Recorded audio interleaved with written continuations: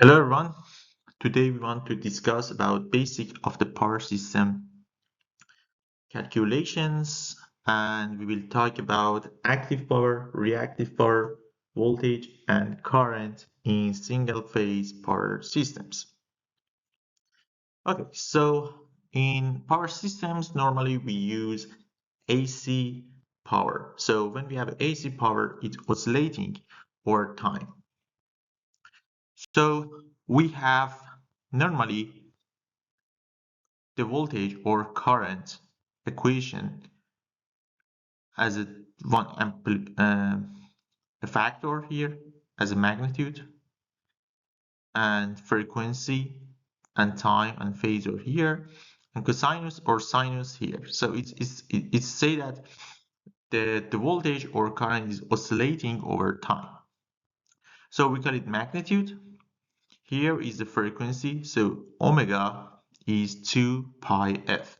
So in 50 Hz power systems, we have 2 pi and f is 50, so it will be 100 pi. So it will be 314. And this one is a phase. So this is a equations for calculation of the voltage or current over time. But normally, if, for example, if you look at the plug at your home, you normally say that, okay, the voltage that we have is 220 volt. So 220 volt is not this one, this is magnitude. So if you divide this number to a square root of 2, then you will have the RMS value of the voltage. And the RMS value of the voltage is amount of the AC power that can produce the same heating effect as a DC power. So if you divide this one by a square root of 2, then you will have around 100. So this voltage is 100 volt RMS, or this is the equation that we have. So in power systems, normally we have active and reactive, or imaginary or real parts for anything. So for imaginary and real numbers, just as a basic for the mathematics, normally we have real and imaginary numbers like this. So we have, for example, x plus jy. So the y is imaginary part and x is real part. And we can show this x plus jy in this format, or in phasor format as a with the angle of theta. So what is a? A is the size of this number. So we can calculate the size for this number like this, and theta is the angle for this number. So is arctangent y divided by x, or tan inverse y divided by x. So we can calculate this theta. So in power system, instead of using these equations, for example, Vm cosinus omega t plus theta, because the frequency in whole power system is completely constant, we can ignore this frequency and just use theta and V for showing the number. So for example, if we have 20 cosinus omega t plus 30 volts, if we want to show it as an RMS value, we can just show 20 divided by a square root of 2 with the angle of 30, like this, or like this. So what is the usage of that one? The usage is that typically in power systems, in addition of resistance, voltage, the resistance, we have the inductors and capacitors. So resistance or resistor normally impact on the real part of the voltage or the current, but inductor and capacitor will have impact on the imaginary part of the power or voltage. So assume that you have a circuit like this, R and L here. R is a resistor and L is inductance.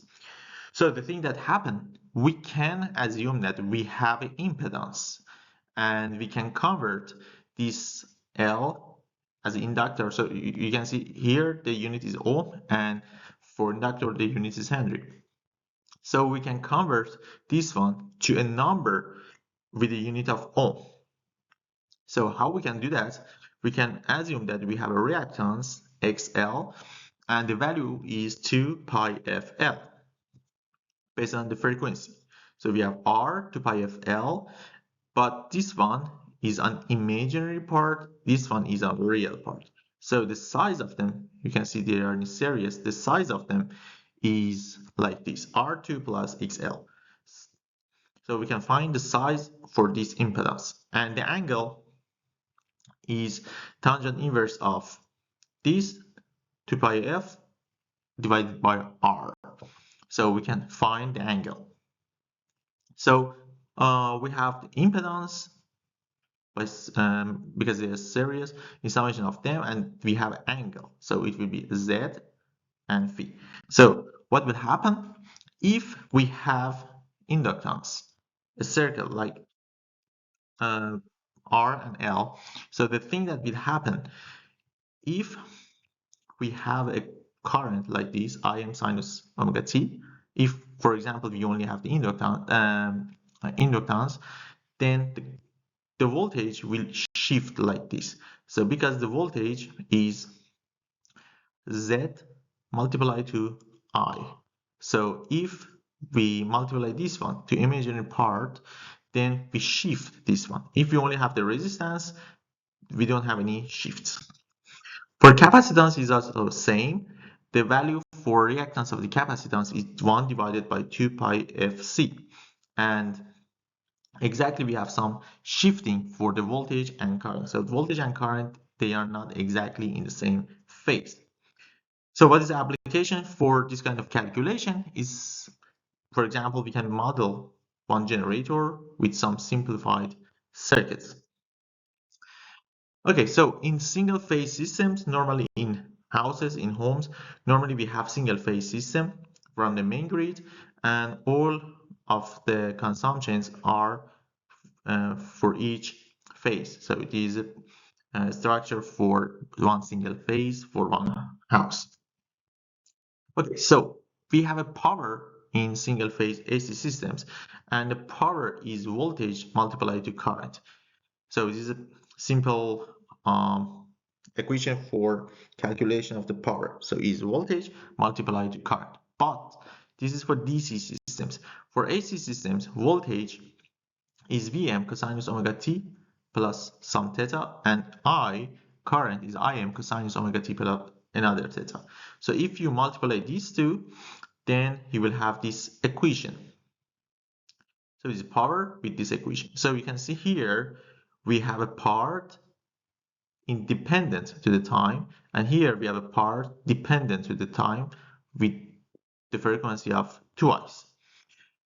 So if you rewrite this one, then we will reach to an equation like this. So if we sinus and cosinus like this. So the point is that because we have real part and imaginary parts, the power consumption in the circuits is also in two parts, real and imaginary part. So the real part is the power normally go for heating. For example, if you have a light, then you have some heating from the light bulb. So that one is active power. So the active power is normally for heating, and the real part from the resistor. So this resistor or resistance in any circuit or any part of the power system, this one will make some active power. So this is the equation for active power. I divided by 2 cosinus theta. This theta is different between the angles of voltage and the current. So the reactive power is exactly the same, but we have sinus. I divided by 2 sinus theta.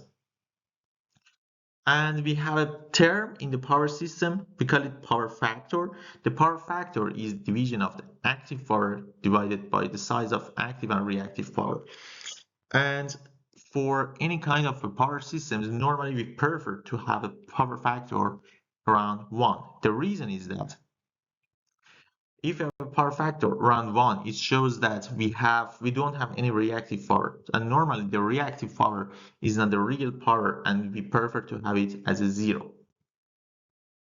And if you want to write the power, we call it complex power or apparent power, is active power plus the reactive power. So this is the imaginary part and this is the real part. So for example, if you want to buy a diesel generator or something, normally we say that this diesel generator works as a 10 kilovolt ampere. So this is the unit for apparent power is volt ampere. The unit for active power is watt. The unit for reactive power is var. So normally we say that, okay, the apparent power is, for example, 10 kilovolt ampere. So the 10 kilovolt ampere for this apparent power, meaning that active power can be 10, then reactive power 0, reactive power 0, active power 10. So it can be the combination of both of them. So it can be a 1/4 of a circle like this.